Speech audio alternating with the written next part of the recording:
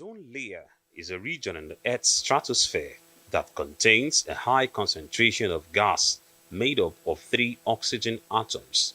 It's located between 15 and 30 kilometers above the Earth's surface. It acts as a shield, absorbing harmful ultraviolet radiation from the sun. This protection is crucial for life on Earth, as excessive ultraviolet exposure can damage living tissues and cause skin cancer and other health issues. Unfortunately, the protection is gradually depleted by human activities, one of which is the flaring of fluorinated gases and ozone depleting substances. These gases, also referred to as refrigerants, are used as coolant for refrigerators and air conditioners. Ibrahim Ahmed is the president of the Nigerian Association of Refrigeration and Air Conditioning Practitioners. He tells Arise News under what conditions these gases become unfriendly to the environment.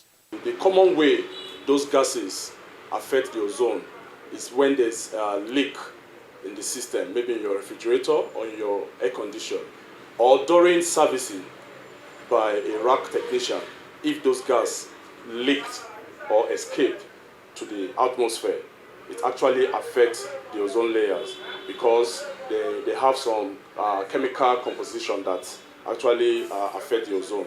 In 1987, heads of government and representatives of various countries gathered in Montreal, Canada, where they signed an agreement known as the Montreal Protocol to protect the ozone layer by phasing out the production and consumption of ozone layer depleting substances. 38 years down the line, Stradev Nigeria, a major stakeholder in the protection of these environments, is awakening the consciousness of Nigerians to the Montreal Protocol by organizing this Inception workshop with the theme promoting fast action to reduce emissions of fluorinated greenhouse gases and ozone depleting substances.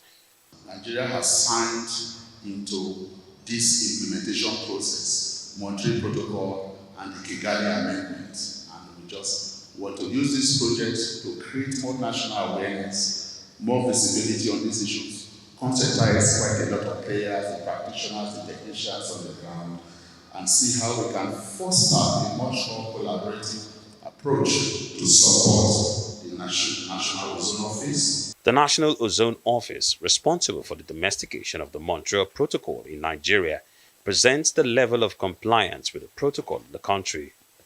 Over 70% of the ozone depleting substances phase-out has been achieved, while the target for the complete phase-out is 2030.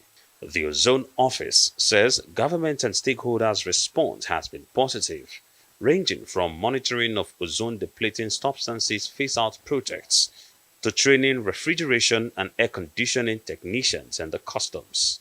However, the United Nations Industrial Development Organization says more needs to be done, especially in the area of training.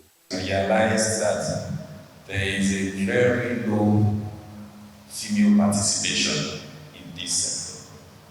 You will hardly find female experts also in the industry. And when this process is graduating, we are beginning to talk to the major manufacturing companies to absorb them. While urging policymakers to implement stringent policies and allocate resources for awareness campaigns, Stradev is advocating responsible use of appliances, avoidance of gas leaks, disposal of old equipment safely, transition to sustainable alternatives, and ensuring compliance with regulations.